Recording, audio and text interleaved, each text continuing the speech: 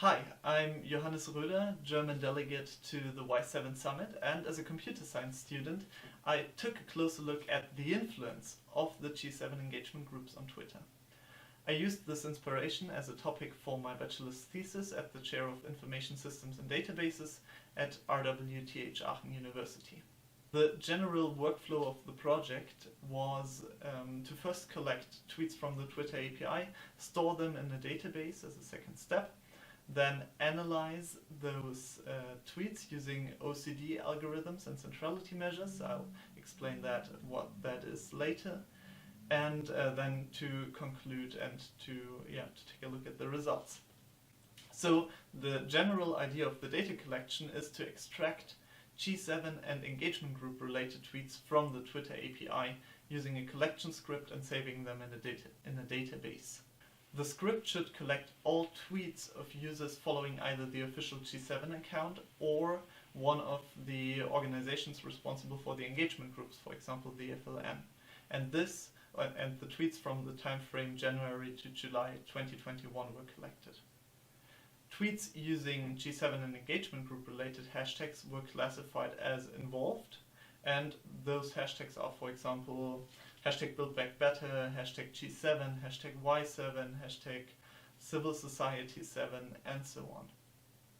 So altogether almost 10 million tweets were collected. However, thanks to the limitations of the Twitter API, those cover mostly the followers of the FLN, the GAD, Gender and Development Network, Bond NGO, and parts of CBI tweets. That is why the results mostly apply to the Youth 7, the Women 7, and the Civil Society 7. Then, afterwards, the gathered information was used to create a mention and retweet relationship graph. This means that the graph consists of nodes representing involved users and connections representing retweets and mentions found in involved tweets between those users. For the analysis part of the thesis and of the whole project, I used the framework of WebOCD of the chair. OCD stands for Overlapping Community Detection, and it's a method to detect overlapping denser or better connected parts of the graph. Another method, which I also used in the thesis, are centrality measures. Those, depending on the measure, calculate a node's prominence in the network structure. I don't want to get into the mathematical details here, but rather focus on the results now. I mentioned earlier that the collection script collected more or less 10 million tweets. From those tweets, 15.5 thousand were considered involved, so they had something to do with the G7 summit or its engagement groups. Those 15.5 thousand tweets came from 3,200 users, and those two numbers, those tweets and those users, were the basis for constructing the graph, which was then analyzed. First, let's take a look at the conception of the community structure. The great majority of involved tweets were related to the G7 summit. So they used hashtag G7, hashtag #BuildBackBetter, and so on. That's not surprising, but what's interesting is when we take a look at the amount of tweets that were related to the engagement groups, and there the Y7 summit is leading after the W7 and the Business 7. So there was a total of 200 tweets that the collection script found which were related to the or which can be related to the Youth 7 summit. And using the overlapping community detection algorithms, I could also find one community that can be directly related to the Y7 summit, which is the one you see over here. If you take a closer look, you will find, for example, nodes, which are the Twitter accounts of Y7 delegates, of youth forum members, or of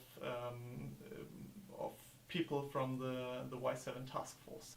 A second result came from comparing the daily amount of tweets to real events. And at first sight, you can see here that during the G7 summit in June, the tweet amount was obviously highest. What's also interesting is when you cut out the G7 related tweets and just take a look at the engagement groups. This engagement group related activity is mainly focused around their summits. You can see it by taking a closer look at the dates of the Y7 summit or the dates of the Women's 7 summit, for example. And when taking a closer look at the Y7 activity, you can see that the Y7 related tweets are spread out wider over other Y7 events, not only the summit, for example, the base camp at the beginning or the altitude camp. I mentioned earlier that I also used centrality measures to analyze the collected data. When applying those measures, also some interesting results crop up. For example, the accounts of UK politicians, UK governmental accounts, UN accounts and international organizations have the biggest ranges when taking a look at the collected data.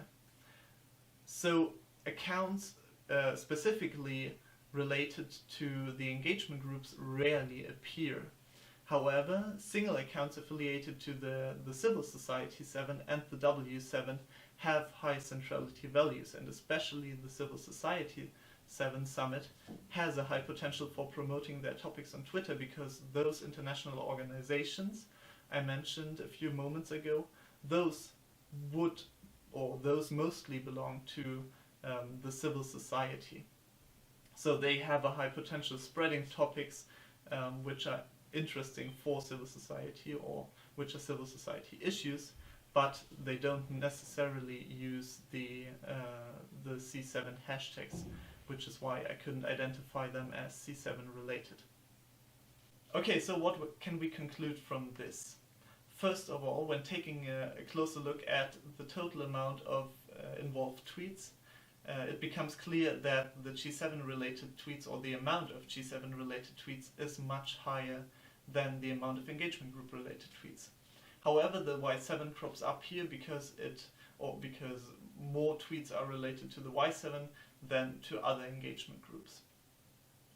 But when taking a look at the influence of possible discussions around the G7 summit on Twitter, then the Civil Society 7 and the Women's 7 have a high potential to influence those discussions because of single accounts which have high centrality values. As a last sentence, I just want to say thanks to the FLN for this opportunity to make this video. Thanks to my chair, the chair for Information Systems and Databases at RWTH Aachen University, for making this whole project possible. And thanks to you for watching the video. Bye!